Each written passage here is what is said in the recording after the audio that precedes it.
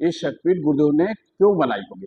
जैसे शांति कुंज को क्या कहा गुरुदेव ने, ऋषि परंपरा का वहां पर बीजारोपण किया, माने पौधशाला लगा दी। अब वहां से पौधे लेकर के अब बाहर जाए, तो ये पौधे लग गए। अब यहाँ से पौधे कहाँ जाए, तो गुरुदेव का काम कैसे हो, उसके कितने आयाम हैं। मिशन करवटें ले रहा है, और अगर हम करवट नहीं लेंगे तो क्या होगा, हम सही समय पर सही दिशा पर नहीं जा पाएंगे। इसलिए ये जो कार्यक्रम आ रहे हैं शांतिकुंज से, ये इसीलिए आ रहे हैं। अब इसको और बहुत ज्यादा विस्तार में जाके एक ही बात करेंगे। एक देश के सुरक्षा के संबंध में जब बात आती है, तो अगर हम नाम गिनाना शुरू करें तो कई लोग नाम गिना देंगे। होमगार्ड भी सुरक्षा करता है, सिविल पुलिस भी सुरक्षा करती है, एएलआई भी करता है, इंटेलिजेंस भी करता है, और जो बॉर्डर पे लगे होते वो भी करते हैं, बीएसएफ भी करता है, सीआरपीएफ भी करती है। माने कहने का आशय हमारा है, विभिन्न प्रकार से देश की सुरक्षा का तंत्र सरकार ने बना रखा है। लेकिन मानवता का, ह्यूमैनिटी का जो सुरक्षा तंत्र है, उसी सुरक्षा तंत्र में एक और होता है। वो कौन होता है, कमांडो। नाम सुना होगा सब लोगों ने। कमांडो क्या करता है, हो सकता है इस क्षेत्र में कोई खतरा आ जाए तो कमांडो को हेलीकॉप्टर से उतारा जाए, है ना। कमांडो सबसे कठिन होता है, उसकी ट्रेनिंग कठिन होती है, वो सुरक्षा का अपनी जान जोखिम में लगा करके जाता है ना। ऐसे ही आज के दलदल में फंसी हुई दुनिया को निकालने का काम गुरुदेव ने दिया। कोई छोटा मोटा काम नहीं दिया है कि किसी को पूजा करा दीजिए, किसी को ये बता दीजिए।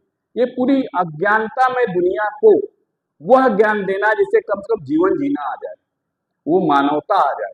और गुरुदेव ने ये लिखा है, अब तक के मानवीय इतिहास में इतना बड़ा मानवीय संकट आज तक नहीं आया। अगर आज तक नहीं आया है और इस समय हम हैं, तो हमें क्या बनना है, हमको होमगार्ड नहीं बनना है, हमको सिपाही नहीं बनना है, हमको छोटे मोटे सुरक्षा सैनिक नहीं बनना, हमको क्या बनना है, हमको कमांडो बनना है, हमको धर्मतंत्र का कमांडो बनना है। वह काम करना है जो दुनिया नहीं कर रही है, क्योंकि गुरुदेव ने वह काम किया है जहां दुनिया ने नहीं किया। इसलिए हमारा काम, गुरुदेव का काम, अगर हम गुरुदेव के सच्चे बच्चे हैं, वह हो सकता है जिसे दुनिया आलोचना भी कर सकती है, दुनिया रुकावटें भी डाल सकती है, दुनिया परिस्थितियां ऐसी पैदा कर सकती है कि आप काम न कर पाओ, ढेर सारे विघ्न आ सकते हैं। और ये शिक्षा हम गुरुदेव के जीवन से भी ले सकते हैं। अगर उनके जीवन को पढ़े, उनके पग पर उनकी दादी ने उनको नहलाया था जब छप्पो माँ को वो सेवा करके आए थे, और ठंडक में नहलाया था, तो उन्होंने क्या जवाब दिया था, उन्होंने जवाब ये दिया था, ताऊ जी, कोई गुस्सा नहीं, छोटे से थे, ताऊ जी या दादी या जो भी संबोधन किया था कि अब आप ऐसा करिए, 4 जोड़ी कपड़े मंगवा लीजिए, क्योंकि वो बीमार है, हमको 4 बार उसके घर जाना पड़ेगा। कहने का असर यह है, यदि गुरुदेव के दर्द को समझना है और पूरी मानवता की पीड़ा हमको महसूस हो रही है, तो फिर हमको गुरुदेव के काम को कमांडो की तरह करना है। जैसे भैया ने कहा, हमको विद्यालय में एंट्री मिले, फिर इसके बाद जब हमको मिल जाएगी तब हम इन बातों को कर पाएंगे। कहने का मतलब यह है, आप आंख उठा कर देखिएगा, विचार करके देखिएगा, किस धार्मिक स्थल पर इस बात की चर्चा होती है, किसी मंदिर पर इस पर चर्चा होती है। केवल गुरुदेव की ऐसी शक्तिपीठ होगी जहां पर इस पे हम लोग कम से कम आधे घंटे के बैठे हैं। और देखिए संख्या कितनी कम है।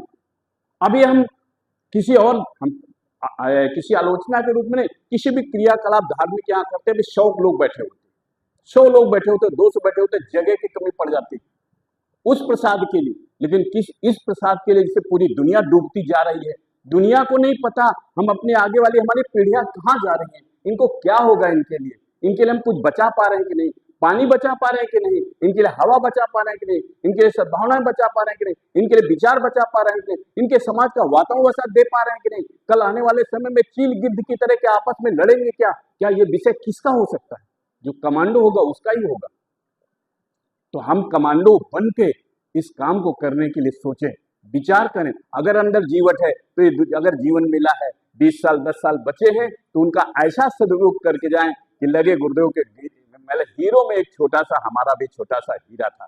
यही आप सबके चरणों में निवेदन था। यह शक्तिपीठ केवल पूजा का घर न बने, ये शक्तिपीठ केवल जप का घर न बने, ये शक्तिपीठ क्रांति का घर बने। व्यक्ति के अंदर, अपने अंदर भी क्रांति आ जाए, और जब हमारे अंदर क्रांति आ जाएगी तो हम बाहर भी क्रांति कर देंगे। यही जीवन का अनुभव होता है, और यही जब हम ला देते हैं तो गुरुदेव के सच्चे क्या हो जाते हैं, सृजन शिल्पी कहा है, हमें भी सृजन सैनिक कहा है।